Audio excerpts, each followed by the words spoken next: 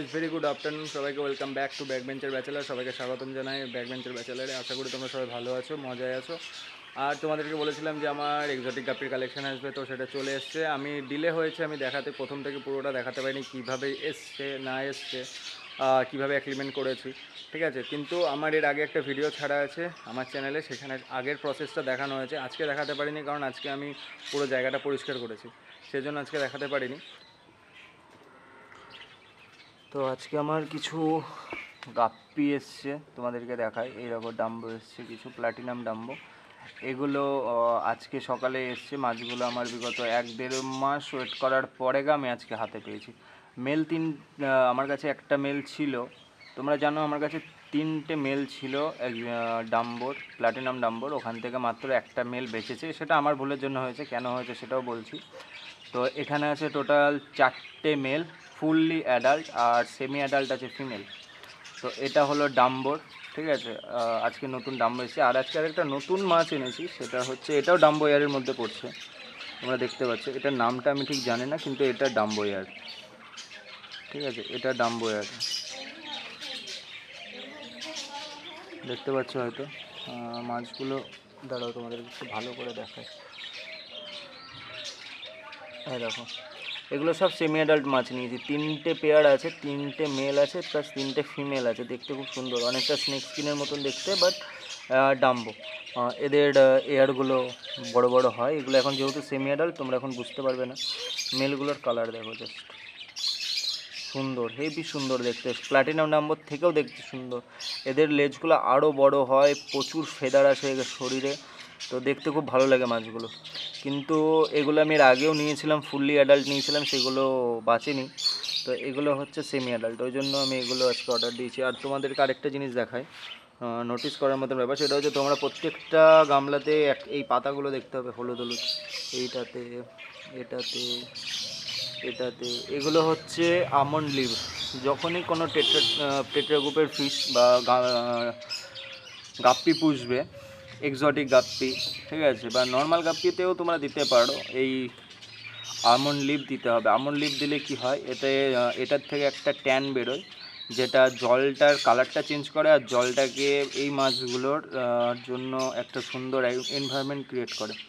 তো জল পাল্টানোর দরকার হয় না, তো মাছগুলো জন্য এই আমন্ড লিভ অর্ডার করলাম। তো ভালোই, এরা আপাতত খুব ভালোই পারফর্ম করছে, এখন অবধি মরেনি একটাও। আর এই সেট আপটা আমি এদের জন্যই করেছিলাম। এখন শুধু বাকি আছে একটা একটা ব্রিডিং সেট আপ করবো। ব্রিডিং সেট আপটা আমি কদিন পর করব, কারণটা আমি বলছি। আগে মাছগুলো একটু সুন্দর করে দেখে নাও, কালারগুলো দেখো, জাস্ট কালারগুলো দেখো, দারুণ দারুণ। এরকম কালারের ফিশ মনে হয় আমার কাছে আগে আসেনি। আমি চেষ্টা করবো এগুলোকে ভালোভাবে মেনটেন করার। আর আমি আরেকটা জিনিস দেখাই, সেটা হচ্ছে আমার নাদাটা তোমরা দেখেছিলে। তো যতগুলো লোকাল গাপ্পি ছিল সব আমি বেঁচে দিয়েছি, কিচ্ছু নেই। জলটা চেঞ্জ করেছি, আমন্ড লিভ দেওয়া আছে, রক সল্ট দেওয়া আছে। জলটা অ্যাডাপ্ট হয়ে গেলে 15 দিন পর আমি এইখানে কিছু ডাম্বোগুলো রাখবো। আর বেবিগুলোর একটা আপডেট দিয়ে দিই, এদের এখানেও আমার দেয়া আছে আমন্ড লিভ। দেখতে পাচ্ছ বেবিগুলো অনেক বড় হয়েছে, তাও এখনও মোটামুটি লাগবে 40 দিন মতন সময় লাগবে এখনও। তো এই হলো পুরো এদের সেট আপটা। 1 মিনিট, হ্যাঁ, এই হলো এদের সেট আপটা। আর এইখানে আমি কিছু লোকাল গাপ্পি রেখেছি, 4-5 পিস মতন রাখা আছে, মেল ফিমেল মিলিয়ে কিছু লোকাল গাপ্পি রাখা আছে, কারণ লোকালও দরকার হয়, ওই জন্য রেখে দিয়েছি। আর এটাতে, এই গামলাটাতে তোমরা জানো কি আছে, তাও বলছি। এটাতে আছে লেজার্ড ব্লু। এই দেখো, এখানে ফিমেলটা, দুটো ফিমেল আছে লেজার্ড ব্লুয়ের, একটু জুম করে দেখায়। টোটাল 3টে, দুটো ফিমেল 2টো মেল ছিল, তারা এখনও অবধি আছে। ফিমেলগুলো এখনও ব্রিড করার মুখে, বাট ওরা এখনও বেবি দেয়নি, কেন আমি জানি না। দিয়ে দেবে হয়তো 3-4 দিনের মধ্যে। মেলগুলোর কালার অলরেডি চলে এসছে, হেভি সুন্দর লাগছে। এইটা নিচে আমার এই প্রত্যেকটা নাদার তলায় এখন আমার বালি দেওয়া আছে। আর আরেকটা জিনিস দেখায়, এটা একটু স্যাড আপডেট। এইখানে তোমরা জানো স্নেক স্কিন আছে, 2 পেয়ার স্নেক স্কিন ছিল। আমার ভুলের জন্য স্নেক স্কিনের ফিমেলগুলো মরে গেছে, এখানে 2টো মেলই রয়ে গেছে, আমার একটু ভুলের জন্য। তো ভুলটা কি করেছি সেটাও বলছি। মাছের কোয়ালিটি দেখো, সেই কোয়ালিটি।